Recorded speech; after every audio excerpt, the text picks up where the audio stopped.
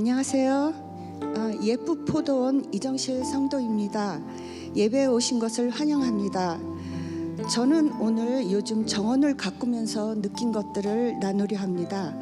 저는 우연히 양평에 개인주택을 사게 되었는데 처음엔 정원은 생각도 못했는데 옆 친구의 아름다운 정원을 보고 욕심을 내기 시작했습니다. 조금씩 이쁜 꽃들을 그냥 심기만 했는데 자꾸 시간이 가면서 남이 가진 것들을 나도 가지고 싶다는 마음으로 채워나갔습니다. 깊은 마음속에서는 꽃 공부를 더하고 키나 색깔, 계절을 생각하면서 차분히 해야 하지 않나 생각했지만 무조건 심어서 결실을 보고 남보다 이쁜 정원을 가져야겠다는 마음이 앞섰습니다. 보기 좋은 것들을 욕심껏 심다 보니 나중에는 심을 자리가 없어 좁은 사이를 헤집고 심어야 했습니다. 그랬더니 정원이 꽃으로 폭발하는 것처럼 정리가 안 되고 어지럽고 아름다운 꽃이지만 서로 잘났다고 싸우는 것 같은 어지러운 정원이 되었습니다.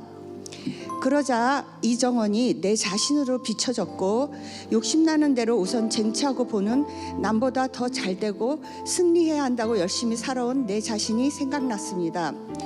중요한 것, 소중한 것을 우선 생각하기보다 이기고 목적을 성취하는 것에만 집착했던 고생만 하고 열매 없는 내 모습이 꽃밭에 투영된 것 같았습니다. 이후 차분히 삽을 들고 정원을 정리하기 시작했습니다. 뽑고 버리고 옮기고 간격을 맞췄습니다. 비로소 좀 숨쉬는 보기 좋은 정원이 되기 시작하였습니다. 그러면서 채우는 것보다 비우는 것들이 중요하다는 것을 뼈저리게 느끼게 되었습니다. 근데 정원은 눈에 보여서 뽑기 쉬운데 내 안에 제거해야 할 가욕, 배려심 없음, 성취하기 위해 주변을 돌아보지 못하는 것들은 뽑아버리기에는 내 안에 강력한 합리화 습관 그리고 이미 젖어진 세상 즐거움으로 인해 뽑기 어렵겠다는 생각도 들었습니다. 평생 말씀을 들어도 변화되지 못했는데 나이가 든 이제는 조금이라도 실천해봐야 하지 않을까 나 스스로 설득해 봅니다. 마태복음을 들으며 참된 제자가 되려고 우리는 매주 도전하면서 나아가고 있는데 저는 이 경험을 통하여 어떤 것을 더하기보다는 지금 내 모습에서 우선 버려야 할 것들을 정리하고 비는 것들을 회개와 실천을 통해 나아가면 어떨까 생각해 봅니다. 감사합니다.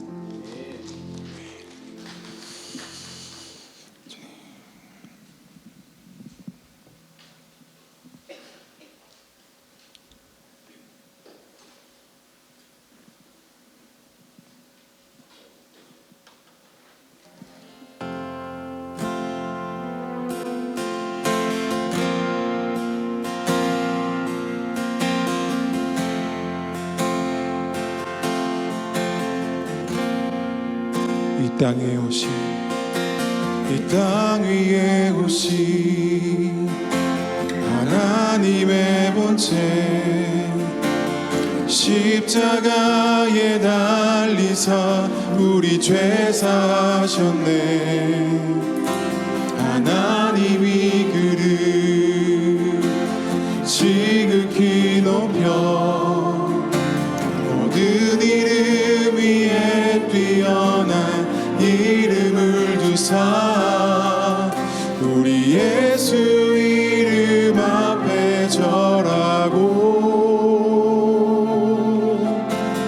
모든 입이 주를 시네. 영광 중에 오실 주를 보리라. 선포해 왕께 만세 왕께 만세 존귀와 위엄을 찬양해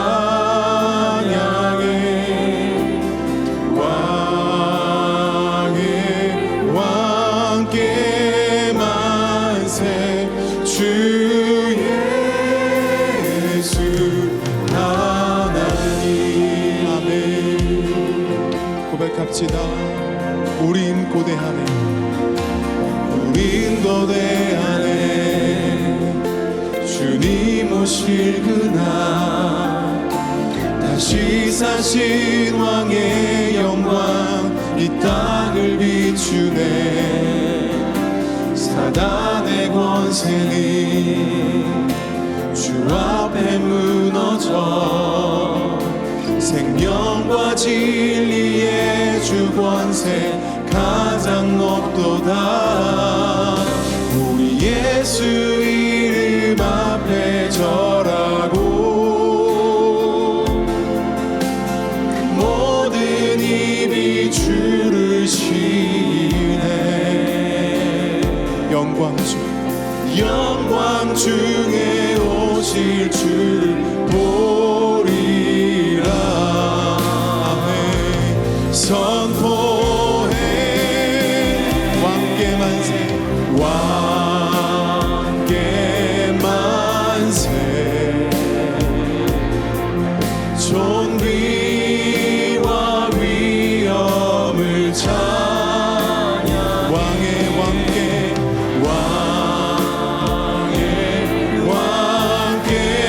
만세. 주 예수 하나님 왕께 만세. 왕께 만세. 존귀와 위엄을 찬양해. 왕께 만세. 주의 우리 한 번 더 고백합시다. 왕께 만세. 왕께 만세. 존귀와 위엄을 찬양해. 왕께 만세. 주 예수 하나님 왕께 만세. 왕께 만세.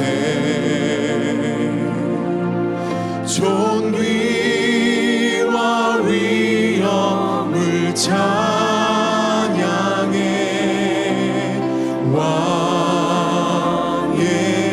왕께 만세. 주 예수 하나님. 아멘. 우리 다 함께 일어나실까요? 열방의 소망 되신 그 주님을 찬양하십시다. 할렐루야.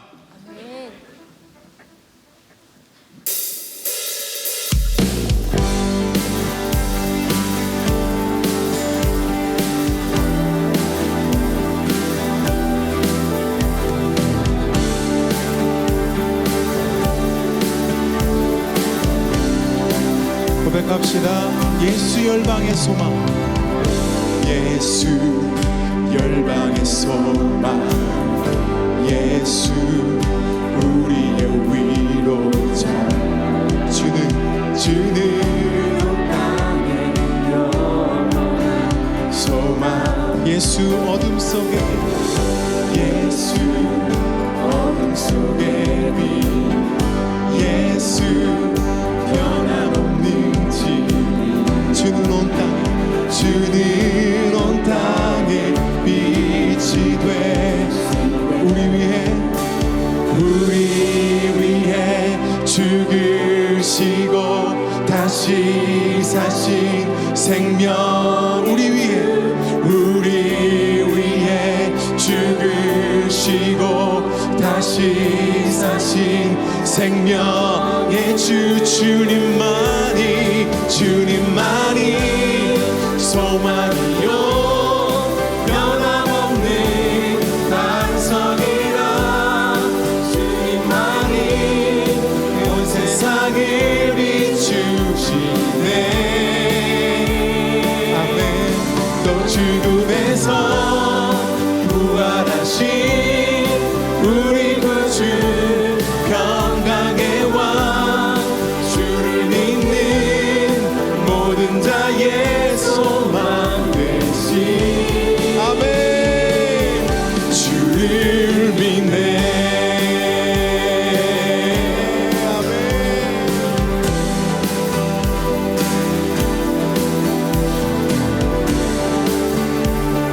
어둠 속에 빛이 되신 주님 고백합시다. 우리 자매들의 목소리로 예수 열방의 소망. 열방의 소망 예수 우리의 위로자 주는 온 땅에 영원한 우리 함께 더 큰 목소리로 예수 예수 어둠 속의 빛 예수 변함없는 진리 주는 온 땅에 빛이 돼 믿음으로 고백합시다. 우리 위해 죽으시고 다시 사신 생명 우리 위해 죽으시고 다시 사신 생명의 주님만이 소망이요 변함없는 반석이라 주님만이 온 세상을 비추시네 또 죽음에서 부활하신 우리 구주 평강의 왕 주를 믿는 모든 자의 소망 되시 우리 한 번 더 주님만이 소망이요 변함없는 반석이라 주님만이 온 세상을 비추시네 또 죽음에서 부활하신 우리 구주 평강의 왕 주를 믿는 모든 자의 소망 되시 주를 믿네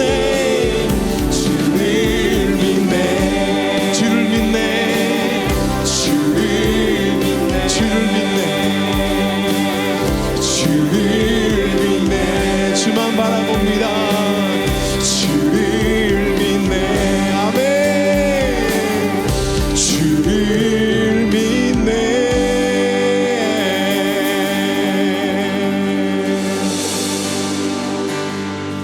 우리 위해 죽으시고 다시 사신 생명 우리 위해 죽으시고 우리 위해 죽으시고 다시 사신 생명의 주를 믿네 주를 믿네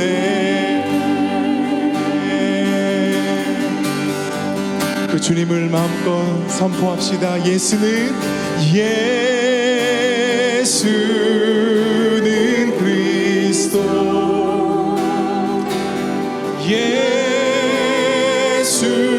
예수는 주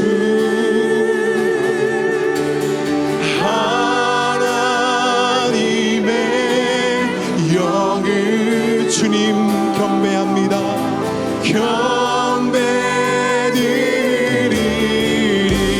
예수는 그리스도 예수는 그리스도 예수 나의 주님 예수는 주 하나님의 영으로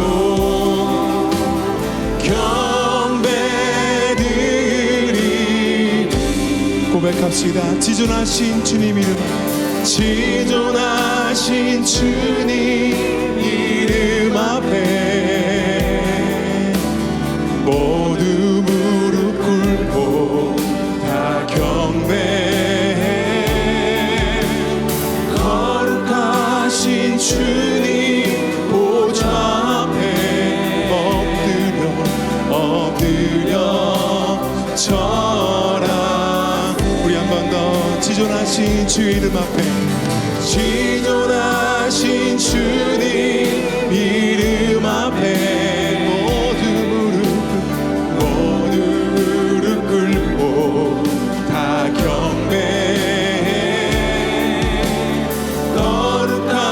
대신 주님 보좌 앞에 엎드려 절하세. 선포합시다. 예수는 그리스도.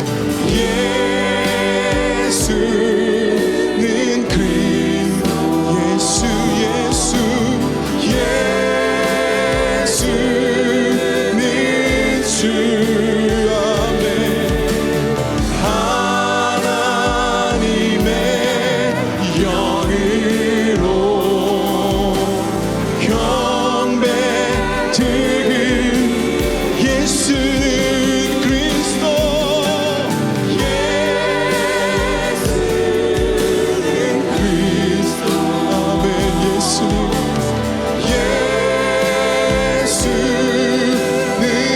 주. 하나님의 영으로 경배드리. 엎드려 절하세. 엎드려 절하. 예 주님. 엎드려 절하세. 엎드려 절하세. 구주 나셨네. 엎드려 절하세. 엎드려 절하세. 엎드려 절하세. 엎드려 절하세. 구주 나셨네. 엎드려 절하세. 엎드려 절하세. 엎드려 절하세. 엎드려 절하세. 구주 나셨네. 모두 자리에 앉겠습니다. 제가 예배를 위해 함께 기도하겠습니다.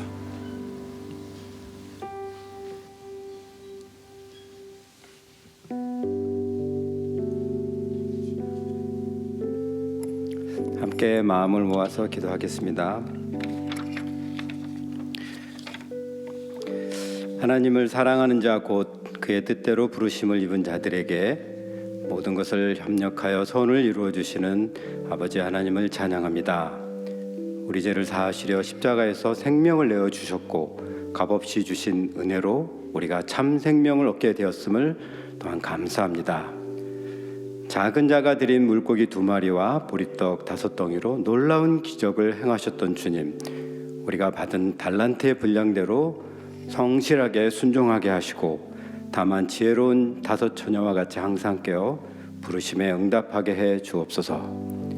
우리 삶에 맡겨진 소명에 따라서 가정과 일터에서 하나님의 모습을 나타나게 하시며 우리가 어려움을 당할 때마다 또한 극복할 힘을 주시기를 원합니다. 날마다 말씀으로 새로워져 우리의 부족한 모습을 밝히 보게 하시고 올바른 제자의 삶으로 하나님의 영광을 높이는 축복의 통로가 되게 해 주옵소서. 모든 가정이 건강하게 세워주시고 허락하신 자녀들이 하나님 안에서 올바르게 성장하도록 우리의 삶으로 본이 되는 부모가 되게 해 주옵소서. 이 나라와 민족을 사랑하시는 아버지 하나님, 갈라진 마음이 화해하게 되고 하나님의 공의가 펼쳐지는 나라가 되기를 원합니다. 이를 위해 한국교회가 빛과 소금이 되어 평화와 사랑의 역할을 감당하기를 바랍니다. 저에게 허락하신 물질 중에 감사함으로 정성껏 구별하여 드립니다. 드려지는 헌금이 쓰여지는 곳마다 50배, 100배의 열매가 맺어지게 하옵소서. 오늘 김효셉 성도님을 통해 주신 말씀으로 우리의 믿음이 더욱 굳건해지게 하시고 새롭게 허락하신 한 주가 은혜로운 하나님의 영광으로 충만하게 해 주옵소서. 범사에 감사드리며 주 예수 그리스도의 이름으로 기도합니다. 아멘. 지금은 봉헌 시간입니다. 모두 자리에서 일어나셔서 준비하신 예물 드리도록 하겠습니다.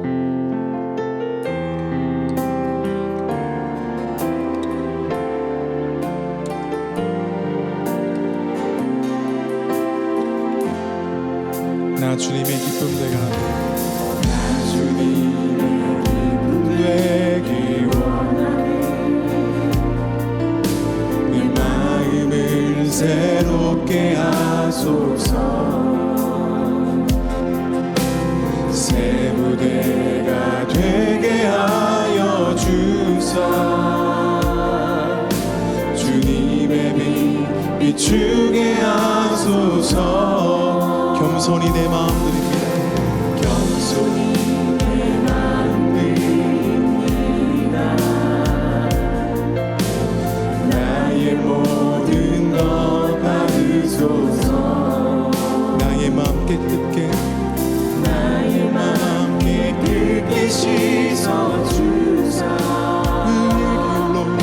주의 길로 행하게 하소서 내가 원하는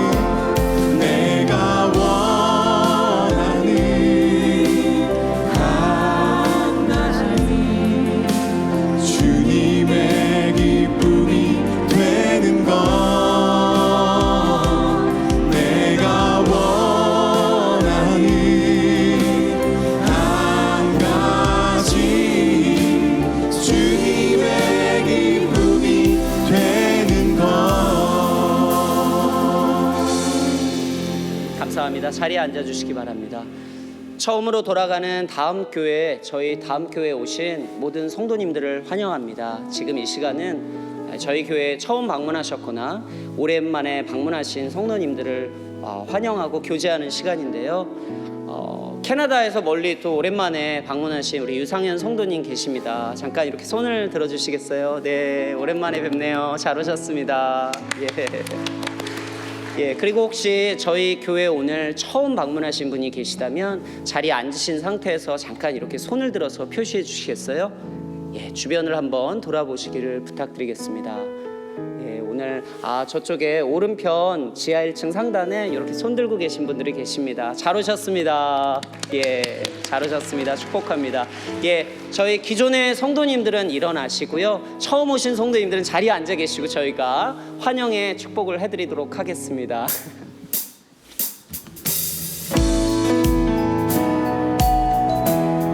하나님의 사랑이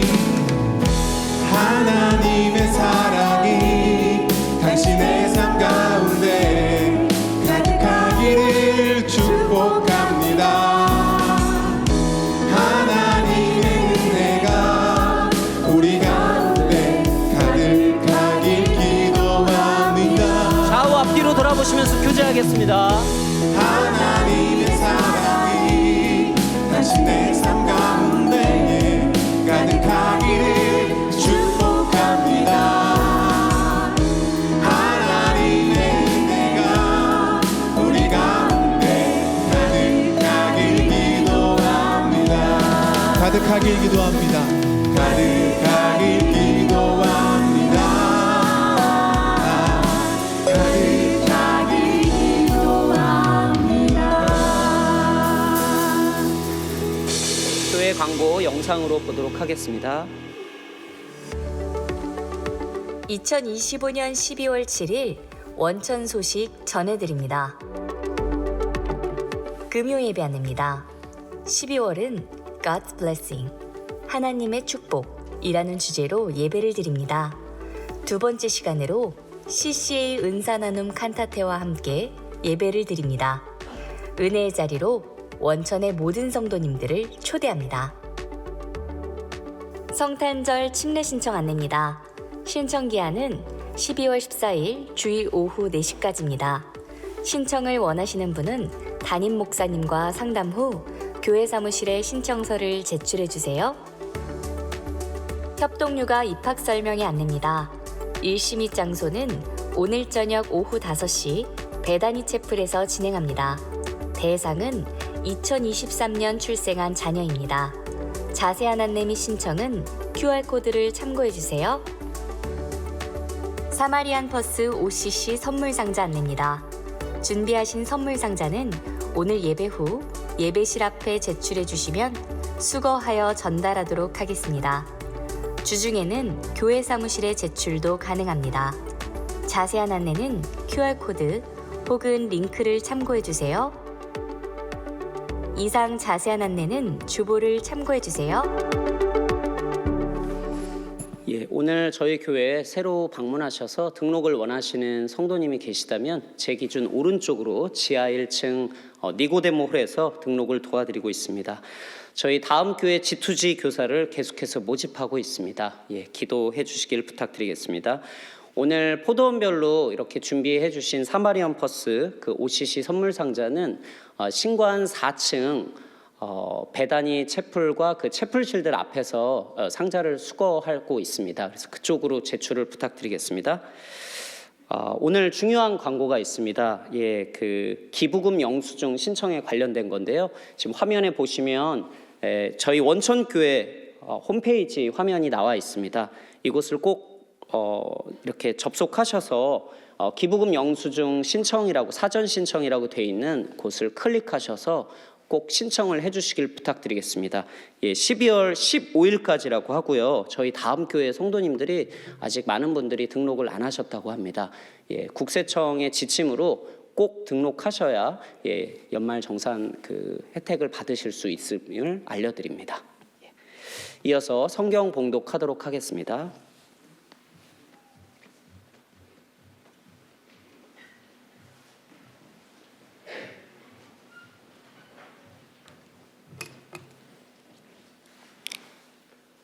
네, 오늘 하나님께서 주신 말씀을 같이 보도록 하겠습니다.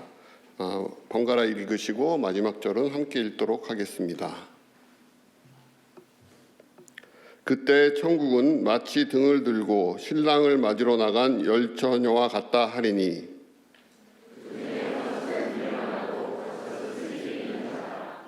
밀어난 자들은 등을 가지되 기름을 가지지 아니하고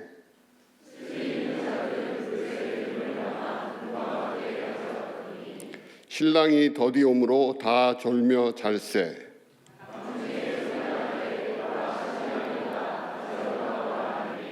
이에 그 처녀들이 다 일어나 등을 준비할세.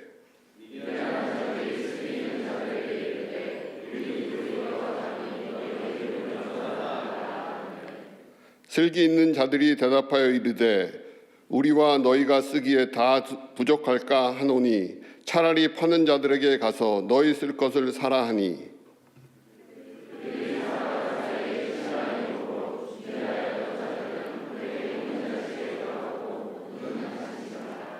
그 후에 남은 처녀들이 와서 이르되 주여 주여 우리에게 열어 주소서.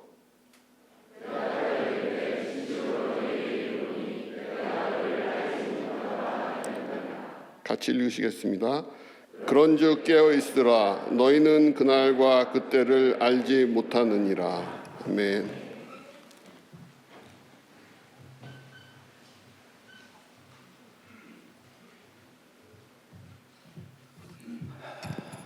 예, 우리 원천교회는 처음부터 우리 개척할 때 벌써 94, 95년도니까요. 한 30년 넘죠. 굉장히 오해를 좀 가졌던 교회로 제가 기억을 해요. 왜 그러냐면 열린 예배라고 한참 저희 원천교회 처음 시작할 때, 요즘은 그 단어 많이 안 쓰는데요. 열린 예배 그러면 전통적인 교회의 그 예배를 탈피하고 좀 격식과 음악이 되게 컨템포러리하게 돼서 교회를 안 다니는 사람들에게 좀 더 이렇게 거부감을 안 주는 교회가 되자라고. 그래서 우리 서양에서도 뭐 그런 미국 쪽에서 이제 그렇게 이제 예배에 막 탈 전통을 했던 그런 문화 속에서 원천교회가 그런 교회라고 사실을 착각을 했어요, 사람들이. 근데 저희가 물론 안 믿는 사람들을 위해서 복음을 전하는 교회는 맞는데 이 열린 예배는 아니었어요. 근데 열린 예배가 아니었던 이유가 막 그 더 컨템퍼러리하게 더 예배에 있는 전통들을 다 이렇게 없애는 그러한 마음이 아니었고요. 오늘 우리 종종 우리 지금 우리 다음 교회 넥스트라는 의미를 가지고 있죠. 다음 여러 가지 의미로 다음 교회가 처음으로 돌아가는 다음 교회라는 표를 걸고 있는데 오늘 여기가 촛불을 점화하는 이 애드벤트 캔들 라이팅은 우리 개신교의 교회들이 많이 하지 않는 굉장히 오래 전부터 있었던 리터지 예배 의식 중에 하나입니다. 그러니까 어떻게 보면 굉장히 오래 전부터 있었던 것인데 대부분 현대 교회들이 개신교회들이 안 하기 때문에 우리에겐 뭔가 새로운 것 같은 느낌. 이 안에 의미가 우리가 이 의미를 우리는 가정 중심의 교회로 하나님이 소명을 주셔서 다음 세대에게 믿음을 전수하는 그런 교회가 된다면 이런 전례 예전이라고 합니다. 우리 자녀들과 함께 믿음을 자녀들이 머리로 이해하기 전에 몸으로 삶으로 그것을 잘 하려면 가정 안에도 이런 예전이라고 할게요. 예배의 전통, 예배의 어떤 트래디션들을 함께 여러분들이 만들어요. 그 대신에 의미를 상실하지 않은 예전을 세우는 게 중요할 것 같아서 사실 우리 원천교회가 오랫동안 거의 시작 때부터 이 대강절 기간 또는 강림절 기간이라고 하는데 애드벤트 시즌이라고 하는데요. 크리스마스 4주 전부터 약 한 달 동안을 하루하루씩 예수님의 초림과 재림을 동시에 기대하는 마음으로 대강절이라는 절기를 준비하고 같이 드려왔습니다. 이것이 또 우리의 전통이 됐습니다.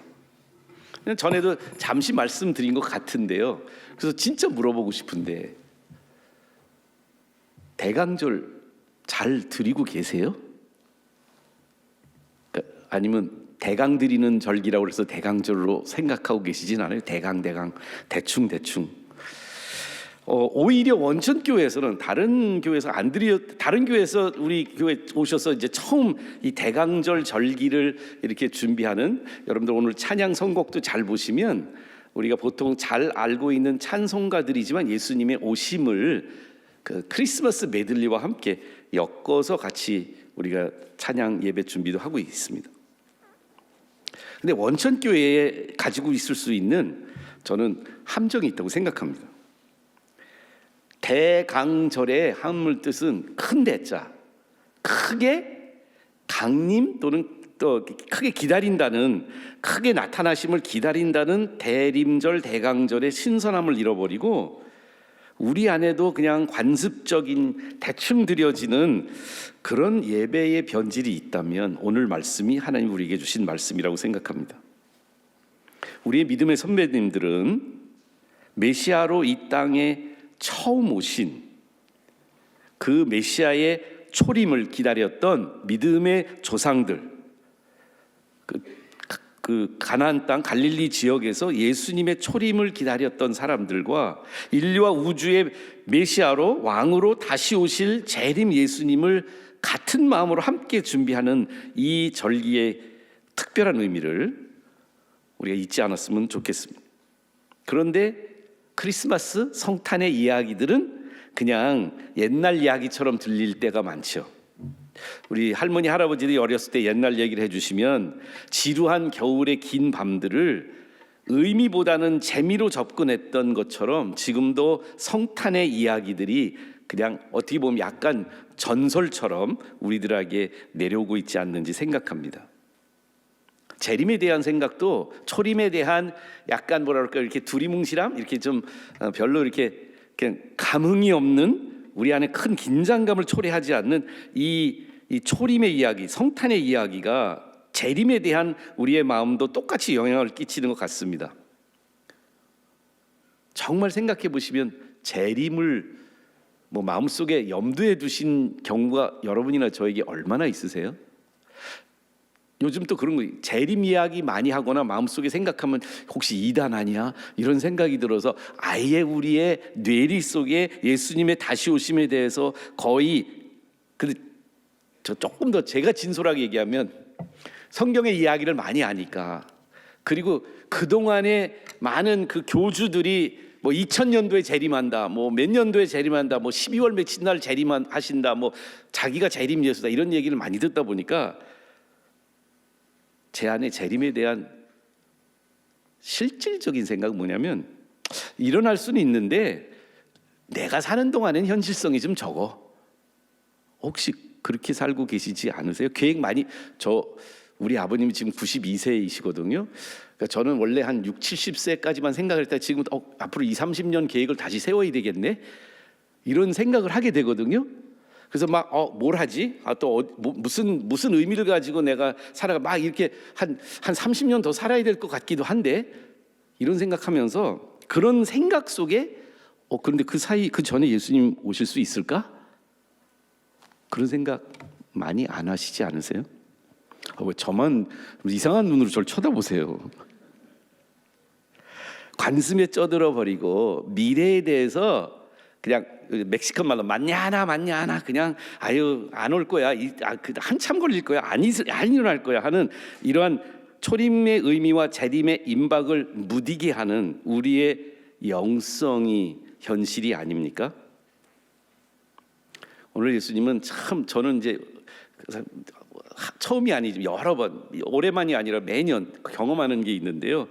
설교 순서의 계획은 목사님들과 같이 짜서 보통은 뭐 한 6개월 전부터 쫙 계획을 짜놓는데 이 대강절에 열처녀의 비유가 설교로 이렇게 맞춰지게 될 것이라는 그 생각은 전에 했지만 이것의 의미가 이렇게 파워풀한지 모르겠습니다. 열처녀의 비유는 영성이 아닌 종교성에 그냥 엎드러지고 뒹굴고 있는 나의 영성을 흔들어 깨워주시는 경각의 메시지라고 생각합니다. 많이 들으셨던 열 처녀의 비유, 저는 이것을 기다림인데 그냥 기다림이 아니에요. 한참 이 다음에 일어날 수도 있고 안 올 수도 있고 그냥 잊어버려서 그냥 까먹으셔서 안 오실 수도 있는 그런 좀 무딘 기다림이 아니라 그리고 피동적인 기다림이 아니라 우리의 영성이 다시 깨어서 기다리는, 그러니까 능동적으로 이 기다림의 영성이 할 수 있는 일들이 있어요.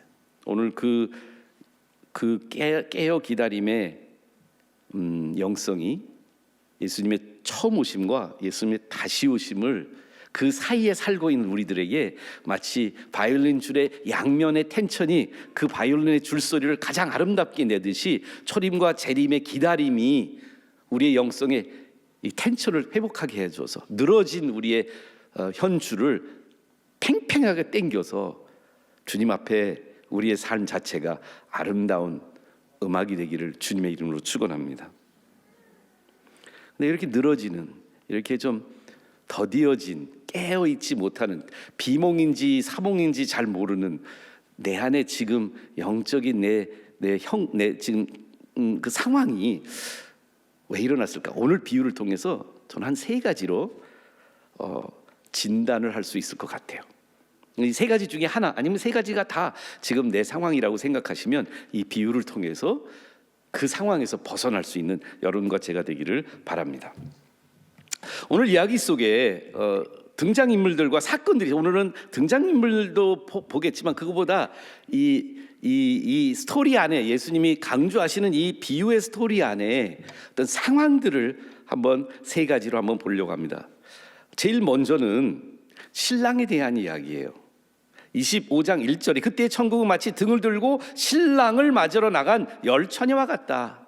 여러분들, 이 스토리의 주인공은 열 처녀가 아니고요, 제목은 열 처녀의 비유라고 하지만 이 스토리의 주인공은 이제 막 오셔야 되는 그 유대 문화의 결혼 문화를 아시면 조금 이해가 될 수 있지만 우리는 그런 결혼 문화를 잘 모르기 때문에 이스라엘의 유대인의 결혼은요 하루 5시간, 하루 몇 시간 동안 일어나는 행사가 아니었고요, 일주일 내지 2주 또는 길게는 한 달까지도 긴 일정이 있는 이 결혼의 어떤 뭐라 그럴까요, 그 큰 이런 일들이 일어나는 일이었어요. 그 중에 하나는 신부를 위해서 집을 예비한 거. 고향이 다를 수 있거든요. 동네가 다를 수도 있고 멀리에서부터 신랑의 친구들과 함께 이 집 저 집 다니면서 결혼에 대한 초대와 파티를 같이 열고 신부를 데리러 오는 그 신랑이 결혼식의 그 메인 이벤트에 오기 위해서 신랑이 그 결혼을 알리고 또는 그 결혼을 축하해 주는 사람들과 함께 그 시간을 보내기 위해서 한참 걸려서 신부가 살고 있는 곳에 오는 문화를 가지고 있었습니다. 오늘 이 스토리는 바로 그 신랑이 올 것을 신부로부터 대표성을 가져서 여기 열처녀라고 하는데 10명의 처녀가 다 신부들이 아니고요. 우리나라 결혼식엔 거의 없어졌지만 기독교 결혼식이 대부분에 있는 들놀이라고 생각하면 bridesmaid라고 생각하면 좋겠습니다. 영국에서 로열 결혼식이 있으면 보통 뭐 이 들놀이들이 5, 10, 뭐 어떤 데는 더 많이 있을 수도 있어요. 저희 결혼식에 남자 들놀이 5, 여자 들놀이 5이 있었어요. 미국에서부터 왔어요. 형제들이 와서 그 결혼식에 들놀이의 역할을 많이 줬거든요. 근데 이 들놀이들은 뽑힌 사람들이에요. 특별하게 택함을 받은 사람. 지난주에 우리가 임금의 결혼 잔치에 대해서 택함에 대해서 보지 않았습니까? 청하시고 또 입히시고 택하시는 그 왕의 그 모습을 봤는데 이 열처녀는 이 신부 가족으로부터 신랑이 오는데 너희들이 역할이 있다. 너희는 신랑을 접견하는 약간 그 웰커밍 파티가 되어주고 그래서 등을 들고 나가요. 왜 등을 들고 나가면 아침에나 낮에 정도 오는 것이 정상이지만 가다가 이 준비하러 오는 이 여러 집을 거쳐서 와야 되는 이 신랑이 조금 늦어질 수 있으면 초저녁이 되면 밖에서부터 등불을 켜고 결혼식이 하루가 아니라 며칠씩까지만 이 결혼식이 시작하는 날은 밤 늦게까지 잔치가 벌어지거든요. 그러면 이 열처녀들의 등은 단순히 신랑을 환영하는 그런 밖에서 맞이하는 등불이 아니라 그 결혼식 안에 들어와서도 없잖아요. 우리가 생각하는 이런 조명이 있는 데가 아니라 이 들놀이들이 들고 있는 등불로 인해서 그 잔치에 그 신랑과 신부가 조명을 받게 하는 그 밝음의 중심이 이 열처녀들에게 달려 있었던 것이었습니다. 그런데 이 스토리의 사건 중에 하나가, 이 스토리의 반전 중에 하나가, 이 스토리에 긴장감을 더해주는 하나가 신랑이 5절 말씀입니다. 신랑이 더디 오는 신랑이 된 거예요. 그래서 기다리다 지쳐서 졸며 자고 있는 열처녀의 모습을 우리들한테 보여주고 있습니다.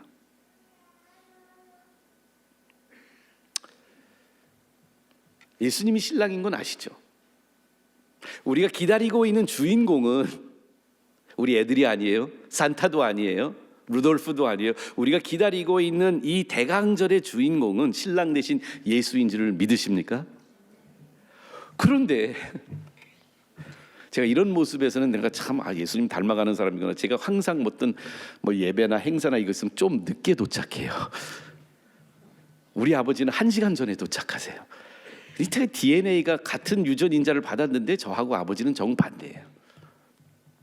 그게 잘났다고 얘기하는 거 아니고 아버님처럼 해야 된다고 생각은 있는데 마음은 있는데 제가 약간 꾸물럭꾸물럭거리면서 하는 게 너무 많아요. 그래서 꼭 늦게 와요. 늦게 와. 근데 한 가지 감사한 거는 이 스토리에 나타난 신랑을 나도 닮았다. 그래서 이 신랑의 마음을 알겠다. 그런데 결혼을 준비하고 있는 신부 측의 입장에서는 이 신랑이 완벽한 사람이 아니에요. 문제가 있는 주인공입니다. 여기 신랑이 더디 왔다는 크로니자이라고 하는 프라나스라는 단어를 쓰고 있거든요.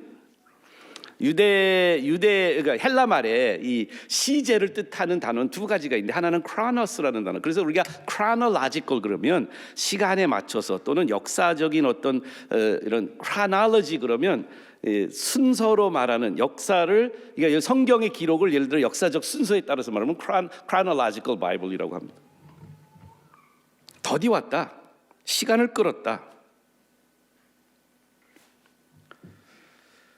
근데 우리들 인생 속에서 지금 우리 안에 잘 깨어 있지 않는 영성, 제 마음 속에 영성이 이렇게 좀 게을러졌다고 말할까요? 좀 이렇게 좀 마음이 줄이 이렇게 느슨해졌다고 말할까요? 긴장이 없는 영성을 살아가는 이유 중에 하나가 하나님이 안 보이시는 거예요. 이것이 우리 삶의 주제가 아닙니까? 때로는 초림과 재림 사이에 살고 있는 우리들 안에는 숨어 계신 하나님의 크라나스, 하나님의 때에 살고 있습니다. 우리는 기도하지만 기도 응답을 안 해주시는 것 같아요. 우리는 정의를 갈망하지만 정의가 실현되는 것 같지 않아요. 침묵하시는 하나님, 병 낫기를 기도하고 이 어려운 환경에서 나를 도와달라고 기도하고, 그런데 하나님의 신비하심이, 사실 하나님의 이 신랑의 더딤이 게으르심이나 잊어버리심의 증거가라고 생각할 수 있겠지만, 보이지 않는 하나님이 우리에게는 답답할 수 있지만 오히려 잘 드러내시지 아니하시는 하나님의 신비하심이 우리의 영성에는 나태함의 빌미가 되고 있지 않는지 한번 생각해 볼까요? 혹시 올해, 아니 여러분들의 지금 인생의 삶 속에서 좀 신앙적으로 약간 절망이라고 할까요? 좀 마음속에 좀 하나님이 계신 거 맞아? 내 기도 들으시는 건 맞아? 지금 하나님이 내 편인 거 맞아?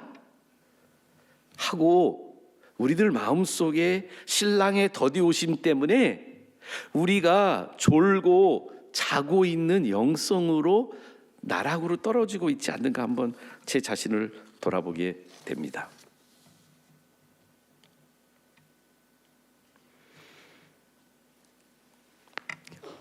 우리 안에 깨어 기다리지 못하는 이유 중에 하나가 더디오는 신랑 때문이라고 생각할 수 있어요. 왜 2000년 전에 오셨던 예수님이 수백 년 동안 예언을 했는데 이스라엘 민족이 그렇게 어려워서 거의 이제 속국이 되어버릴 때까지 몇 번의 그 어떤 강대국의 침략을 당하고 이제는 로마의 속국이 돼서 더 이상 모든 것이 절망적으로 느껴요. 더 진작 예수님이 메시아로 오셨어야 되는 거 아니에요? 그런데 성경 우리한테 말합니다. 때가 참에 동정녀가 잉태하여 아들을 낳았다고요.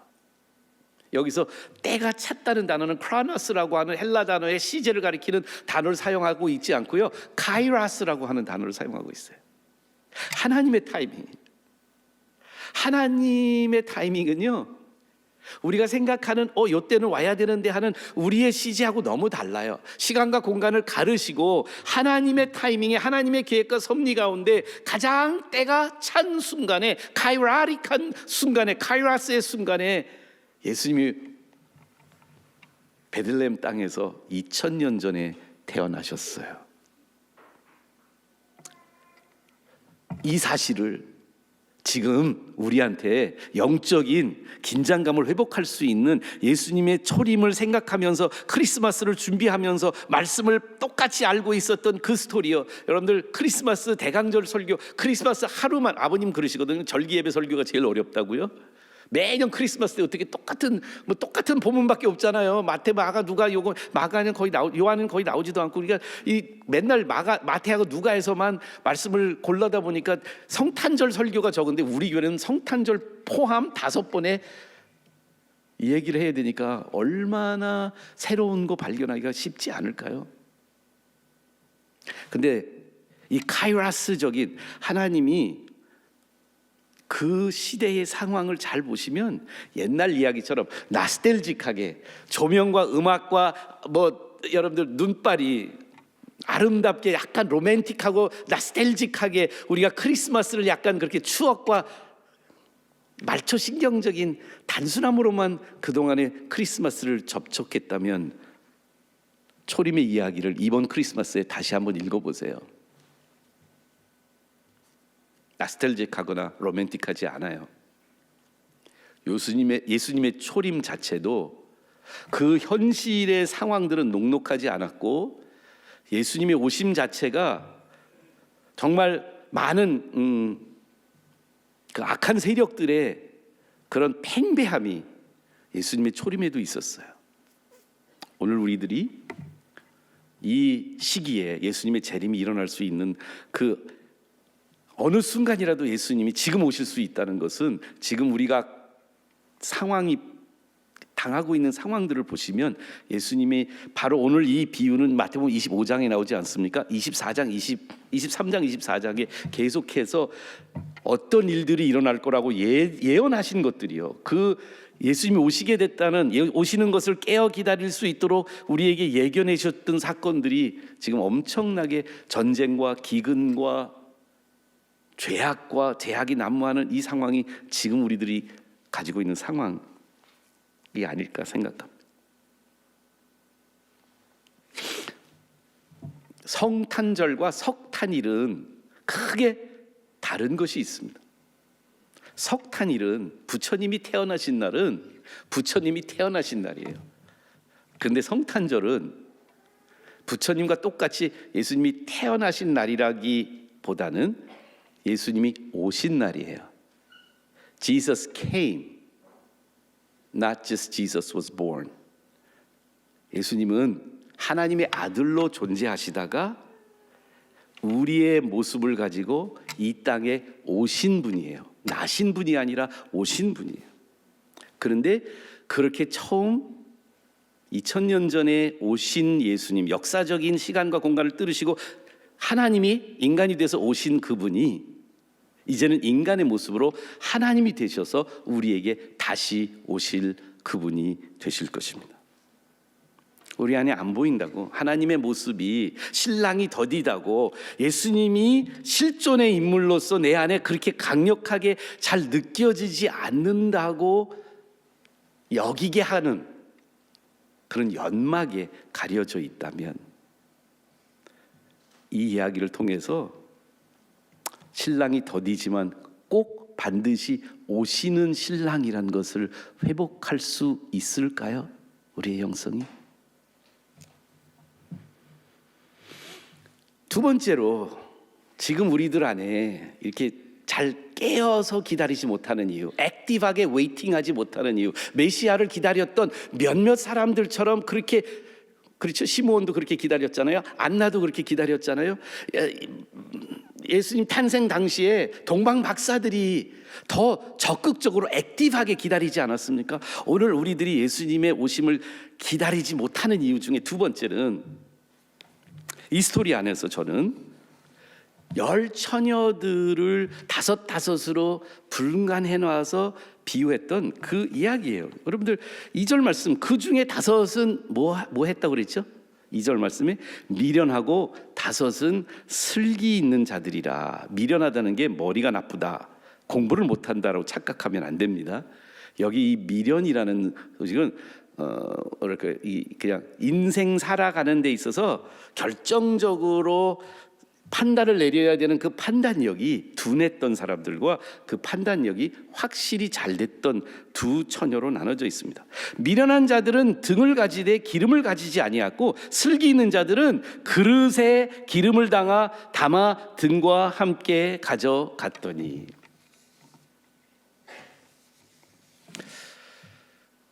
이번 말씀을 준비하면서 새롭게 발견하게 된 것이 있어요. 저는 그냥 단순하게 저 미련한 사람들은 그렇지, 약간 좀 생각이 짧은 사람들, 이렇게 생각을 했는데 그게 아니에요. 사실 우리 안에 영적으로 깨어있지 못함은 미련과 지혜에 대한 우리들의 헷갈림 때문에 그렇지 않는가 생각합니다. 우리가 생각하는 지혜는 하나님 보시기에 미련이고요, 우리가 생각하는 지혜가 미련이 하나님 보시기에는 지혜가 된. 고린도전서에도 그런 말이, 십자가의 도가 멸망하는 자들에겐 다 미련하게 보이거든요. 여러분들이 오늘 이 아침에 여기서 예배를 드리고 대강절 예배를 드리고 예수님의 재림과 초림과 재림을 똑같이 긴장감을 가지고 기다리는 삶을 영위하신다면 세상에 볼 때 미련한 사람들로 보일 겁니다. 우리 생각해 보시면, 모든 게 정상적으로 돌아가면 기대한 만큼, 그리고 원래 결혼식들은 그랬으니까 신랑이 보통 낮에 오거든요. 밤에 오지 않아요.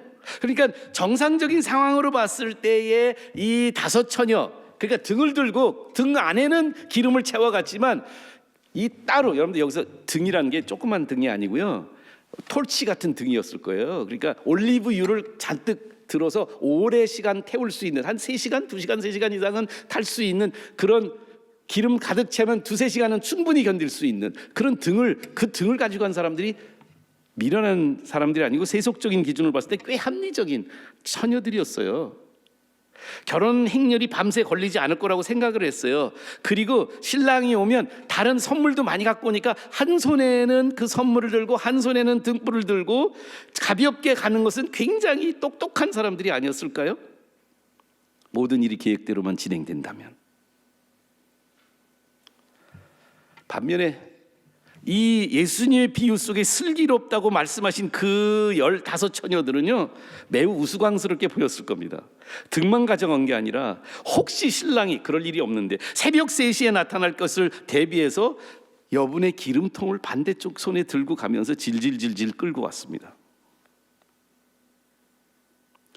여기 질문이 생길 수 있죠. 많은 설교자들이 여기에 에너지를 많이 쏟고 있는데, 저는 여러분들에게 뭐 안 한다는 게 아니라 그것이 그 핵심이 단순하기 때문에 그렇게 많은 설명을 안 드려도 되고, 뭐냐면 기름이 뭐냐, 뭐 이 비유 안에 기름이 뭐냐를 이렇게 뭐 좀 이렇게 여러 가지로, 뭐 이 성령에 충만합니다, 뭐 여러 가지로 이 기름을 해석하는 경우가 있어요. 뭐 도덕적으로 열심히 신앙생활을 하는 이 선행이다. 아니요. 그냥 기름은 저는 믿음이라고 생각합니다. 복음에 대한 믿음이요. 미련한, 그러니까 예수님의 비유 속에 예수님이 미련하다고 한 5 처녀들은요, 자신들이 보는 세상, 즉 예측 가능하고 자신들이 통제 가능한 세상을 믿었습니다. 신랑도 믿었지만, 신랑이 온다는 걸 알았지만, 그들은 자신들의 주관에서 신랑이 그때 올 거라고 예측하고 그렇게 생활해 온 사람들입니다. 예측 가능하고 통제 가능한 세상을 믿었습니다. 그러나 예수님의 비유 속에 슬기로운 처녀들이라고 말한 그, 예수님 그렇게 말한 그들은 신랑의 신비를 허락한 사람들이었어요.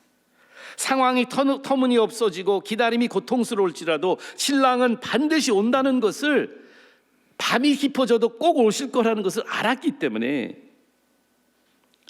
그는 그 진리 속에, 그 신랑이 온다는 것에 대한 확신 속에, 언제 오든 반드시 오실 거야 라는 생각 속에 기름이 그의 삶 속에 가득 찰 수 있도록 자기가 가진 그 등불만이 아니라 그 등불을 채울 수 있는 기름을 예비하고 있었던 사람들. 엄밀히 말해 믿음이 우리를 구원하지 않습니다. 신랑 대신 예수님이 우리를 구원하신 걸 믿으십니까? 그러나 우리의 믿음은 그분이 하신 일을 부정하는 것을 멈추게 하고 우리 손에 쥘 수 있는 유일한 구원의 도구가 이 믿음이 된다는 사실이에요. 우리 안에 가득 채워야 할 것은요, 열심이 아니고 노력이 아니고요, 우리가 할 수 있는 어떤 선한 행위들이 아닙니다. 우리 안에 가득 채워야 될 것은 신랑이 꼭 오신다는 믿음입니다. 신뢰입니다. 성령님의 주권의 영향력을 삶 영역의 구석구석에 채워놓고 가장 깊고 어두운 시간, 안 올 것 같아 라는 생각이 들 수 있는 가장 그 우리의 기름이, 우리의 믿음이 앵꼬가 될 수 있는 그 순간에 그래도 신랑이 오시고 우리 안에 그 신랑이 오심을 깨우쳐 주실 성령님을 신뢰하는 믿음으로 살아가는 것, 내 힘으로 살지 않는 것. 요한복음 14장은 예수님이 이제 제자들을 두시고 십자가에 돌아가셔서 죽으시고 부활하신 다음에 승천하실 것을 다 예측하셨던 요한복음 14장에 제자들이 자기의 생각으로, 자기의 기대로, 자기의 그 프레임워크 안에서 이걸 해결하려고 하니까 해결이 안 돼서 근심하고 있는 제자들에게 예수님이 요한복음 14장의 핵심적인 선물을 말씀해 주세요. 내가 내 아버지께 구하겠으니, 요한복음 14장 16절이에요. 그가 다른 보혜사, 컴포터를 너에게 보내주사 영원토록 너희와 함께 있게 하리니 그는 진리의 영이라. 세상이 능히 그를 받지 못하나니 그를 보지도 못하고 알지도 못합니다. 그러나 너희는 그를 아나니 그는 너희와 함께 거하시며 너희 속에 계시겠음이라. 내가 너희를 고와 같이 버려두지 아니하고 너희에게로 오리라. 조금 있으면 세상이 나를 다시 보지 못할 것인데 너희는 나를 보리니 이는 내가 살아있고 너희도 살아있겠음이라. 예수님의 다시 오심을 말씀해 주시거든요. 근데 그 제자들이 그 다시 오심을 안 믿게 되는, 또 이 마태복음 24장, 23장, 24장, 25장에 예수님의 다시 오심을 예견하던데 제자들에게 예언으로 말씀해 주시고 있는 이 비유 속에 예수님 반드시 다시 오신다는 사실을 우리한테 말씀을 하고 계십니다. 만약에 지금 우리가 살아가고 있는 우리의 삶이 내가 알고 있는 경험, 내가 소유하고 있는 지혜, 이걸로만 내 등불로 채워진 것을 생각하면 이걸로 내가 살아가도 된다고 생각하고 있기 때문에 우리가 깨어서 기다리고 있지 못하지 않을까 생각합니다. 그런데 우리 믿음이 우리가 언제 신랑이 오는 것에 대한 확신이 가장 흔들리는 줄 아십니까? 가장 어두울 때, 우리의 기름이 떨어지는 상황을 봉착할 때, 암 선고를 받고 사업이 신뢰했던 믿었던 사업이 망가지고 가장 믿었던 누구에게 배신당하고 기름이 떨어짐과 이 기름이 떨어지는 상황들이 그렇게 일어나는 것을 발견하게 됩니다. 이때 우리가 준비된 기름은 뭘까요? 제 안에 적용해 본다면 이 준비된 기름은요, 평소에요, 아직 낮에 있을 때, 이 기름이 내 혼자의 힘으로 살아가도 괜찮을 때에 신랑이 늦게 올 수 있다는 그 사실, 그러나 반드시 온다는 사실을 믿고 있는 우리의 신뢰 속에 그 믿음의 역량들을 점점 더 복음으로 키워가는 것이 아닐까요? 성령님이 내 안에 계셔서 가장 어두울 때, 예수님이 안 오실 것 같이 느껴지는 그 순간에, 내 주변에 없는 것처럼 느껴지는 그 순간에도 성령님과 함께 깊이 교통하며 기도하고 말씀 보고 제자 훈련을 통해서 그동안에 우리에게 계속해서 1년 동안 하나님 주신 이 상황 속에서 내가 그냥 생각하는 틀, 내가 이렇게 맨날 했던 방식대로만 살아오는 것이 아니라 2026년도에는 내가 새롭게 복음 중심 삶으로 제자 훈련하겠다. 내 삶의 기름통들을 가득 채워서 없어도 될 것 같지만 내가 지금 주님이 주시는 말씀과 주님 말씀으로 내 삶을 암송하고 무장하고 내 안에 성령의 충만함으로 가득 채워서 기름이 떨어지지 않는 영성을 영위할 수 있도록, 깨어 있을 수 있도록 성령님을 더 강하게, 더 많은 영역에 내 삶 속에 가득 채워놓는 것이 기름통을 같이 들고 가는 슬기로운 처녀들의 모습이 아닐까 생각이 되어집니다. 첫 번째 문제는 하나님이 잘 안 보인다는 사실이에요. 두 번째 문제는 슬기롭고 미련한 것에 대한 우리들의 착각이, 뒤집어진 생각이 있는 거예요. 우리는 JQ를 믿잖아요. 제가 항상 하는데 장대가리 코션트라고 하는데, 내 깨와 내 생각과 내 경험을 믿고 등불 요만큼만 가지고 그 안에 있는 것만 가지고 살아가는데요, 우리의 JQ가 바뀌어야 되지 않을까요? 잔대가리 코션트가 아니라 지저스 코션트로 채워야 될 것 같습니다. 지금 내 삶 속에 내 생각인지 예수님의 생각인지, 지금 내 삶 속에 내 느낌인지 내 감흥인지 내 감각인지 내 감정이 나를 채우고 있는지, 나는 도저히 용서할 수 없어. 그래서 그 감정대로 내가 계속해서 나는 용서해 줄 수 없는 그 대상을 향해서 그 감정을 지키겠다고 고수하고 있는지, 아니면 예수님의 감정이 내 안을 더 많이 채우고 있을까요? 용서하는 예수님의 용서하심을 체험한 사람들은 예수님의 용서의 감정으로 다른 사람도 용서할 수 있는 신뢰가 생기지 않을까요?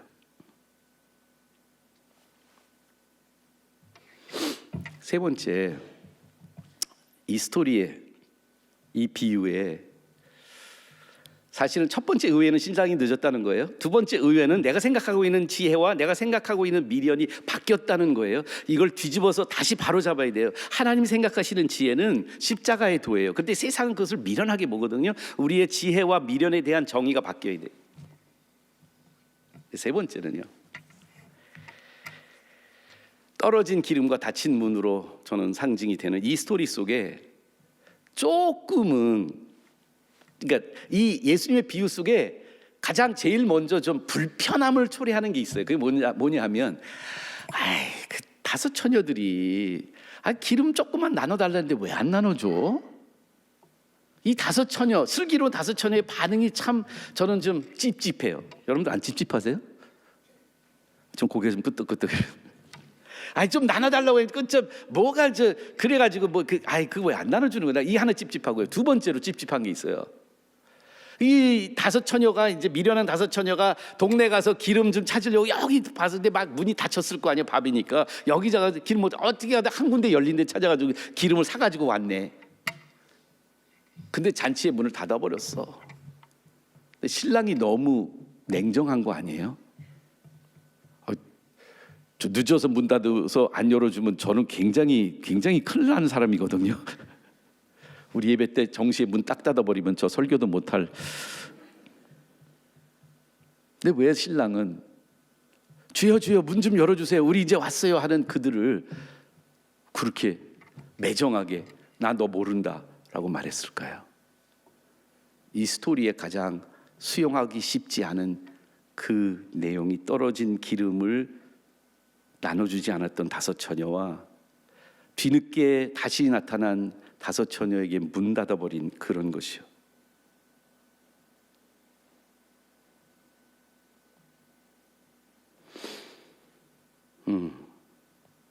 아직도 해결해야 될 건 있지만 제 안에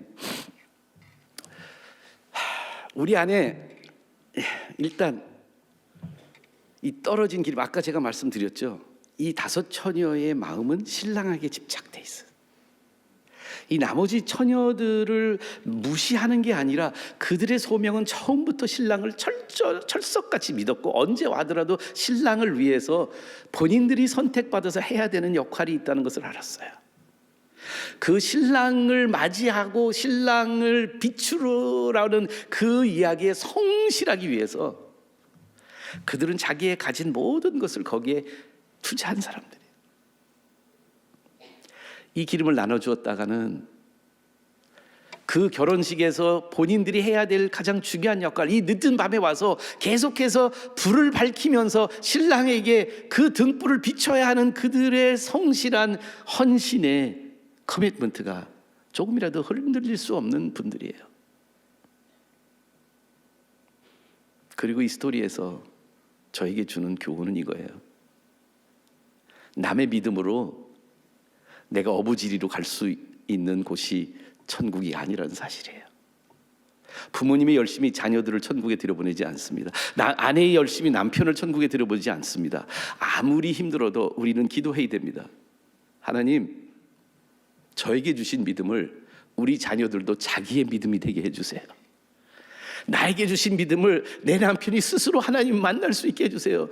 우리가 아내로서, 부모로서 또는 자녀로서 우리 사랑하는 사람들에게 우리의 믿음을 우리가 그들에게 반쪽을 나눠서 줄 수 있는 게 아니에요. 그들의 믿음이 돼야 돼요. 그러기 위해서 어느 날인가, 이게 어려운데요, 어느 날인가는 끝나는 날이 온다는 사실이에요. 어느 날인가는 예수님의 재림이 반드시 확실히 역사적인 순간에 카이로스는 확실히 있다는 거예요. 우린 윤회선을 믿는 사람들이 아니에요. 또 역사는 반복하고 아니고 우리는 텔라스라고 해서 역사의 일관성을 믿습니다. 시간은 흐르지만 방향을 향해서 흘러가고 있습니다. 하나님의 섭리의 완성을 향해서 흘러가고 있습니다. 언젠가는 떨어진 기름 때문에 닫힌 문을 경험할 시기가 올 것입니다.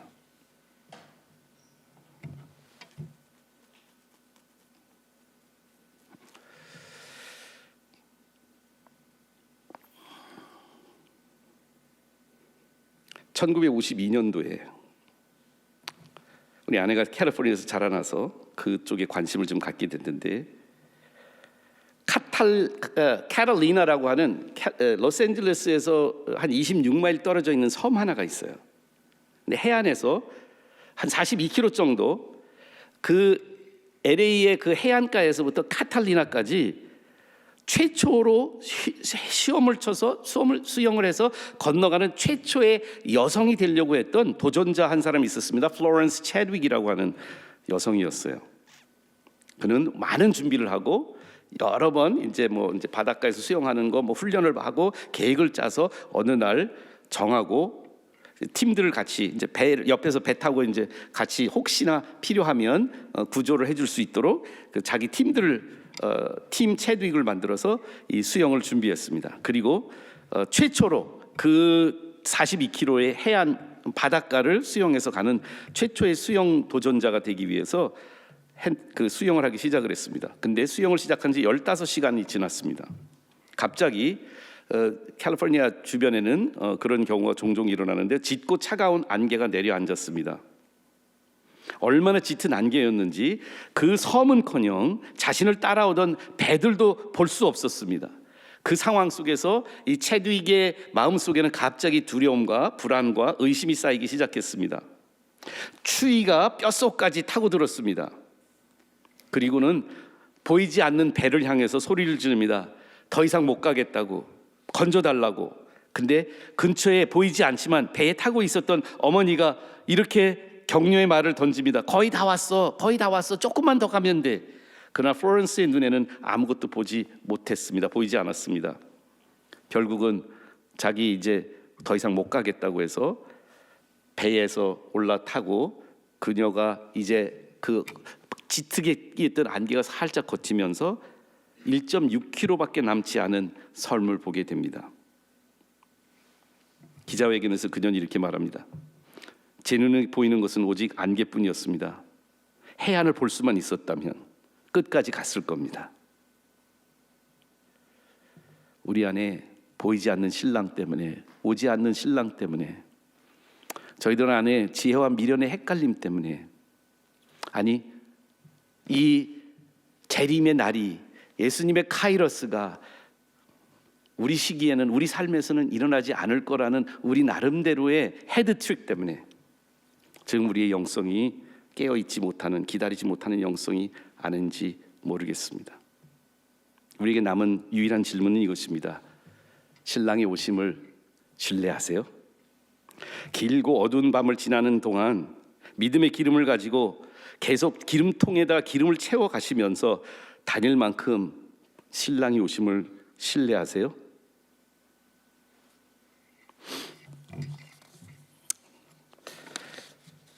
베드로 후서에 우리에게 예수님의 재림에 대한, 예수님의 재림을 기다리는 성도들에게 이렇게 편지를 보냈습니다. 이 편지로 오늘 말씀을 마치려고 합니다.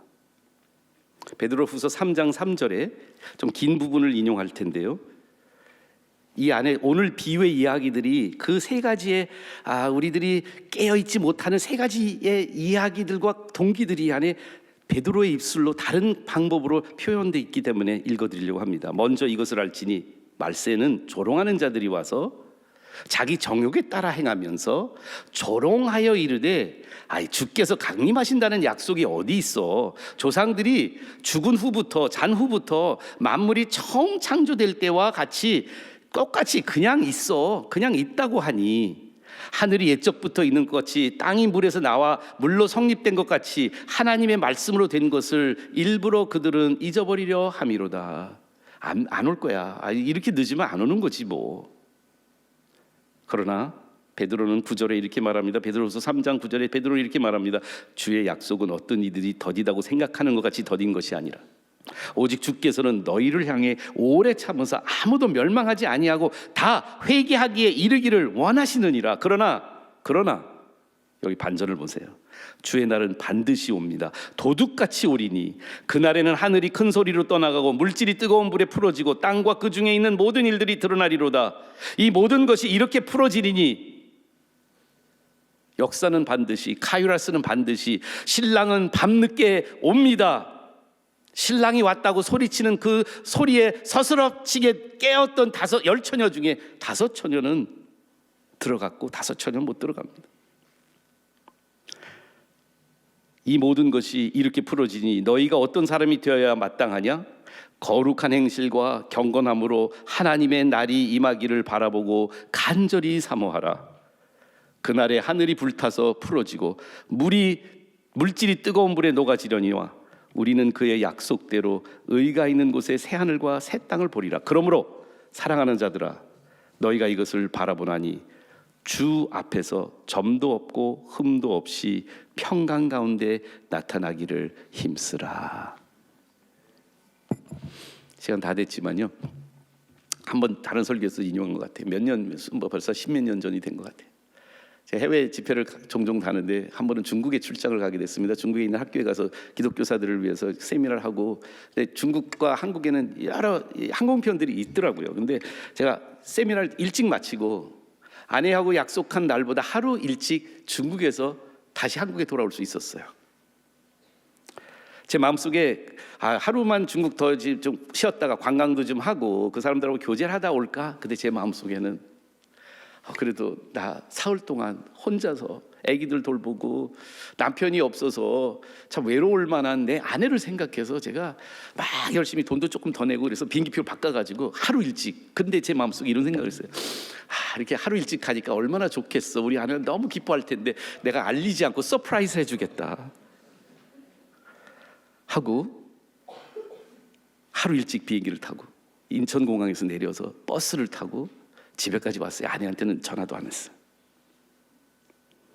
딱 집에 도착해서 문을 딱 열었는데 아내가 다른 자매님들하고 뭐 밥을 먹고 있더라고요. 그래서 내가 여보 나 왔어 그랬더니 제 직감적으로 느낀 게 별로 달가운 표정이 아니야.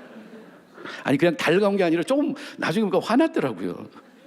아니 왜 전화도 안 했냐고 그러고. 제 마음속에 이게 멘붕이 오기 시작을 했어요.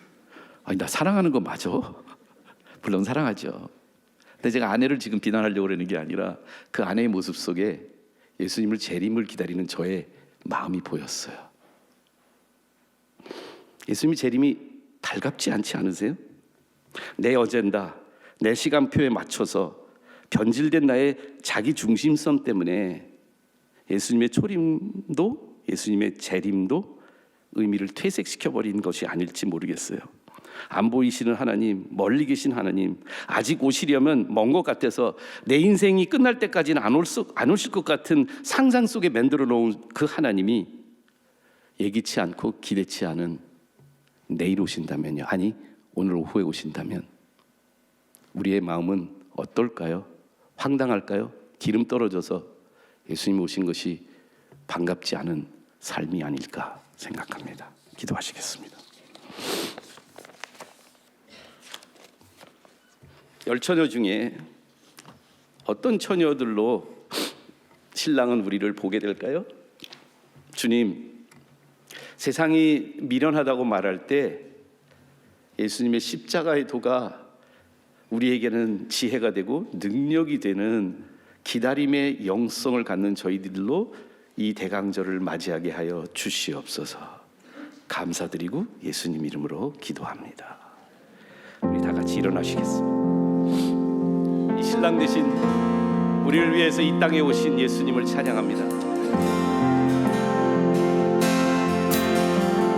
우린 고대하네, 우린 고대하네.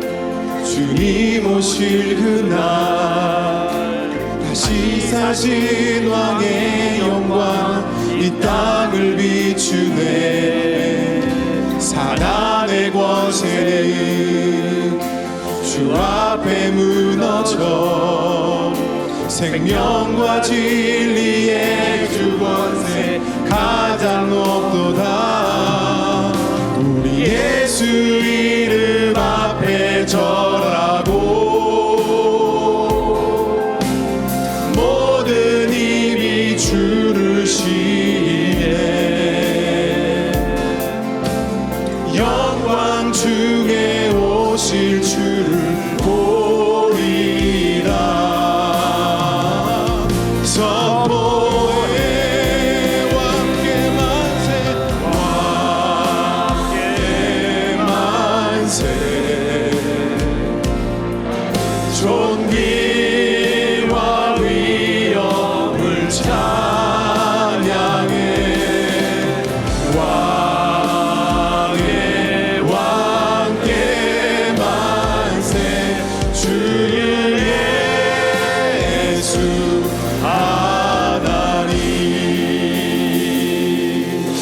이제는 우리 주 예수 그리스도의 지극히 크신 은혜와 하나님 아버지의 무한하신 사랑과 성령님의 감동 감하심이 슬기 있는 다섯 처녀들처럼 주님이 처음 오신 것도 확실히 믿고 곧 다시 오실 것도 마음속에 믿으며 하루하루를 기름 다득 든 등불을 들고 주님을 기다리는 삶을 살기로 결심하는 모든 권속들 머리 위에 지금부터 영원히 함께 하시기를 축원하옵나이다.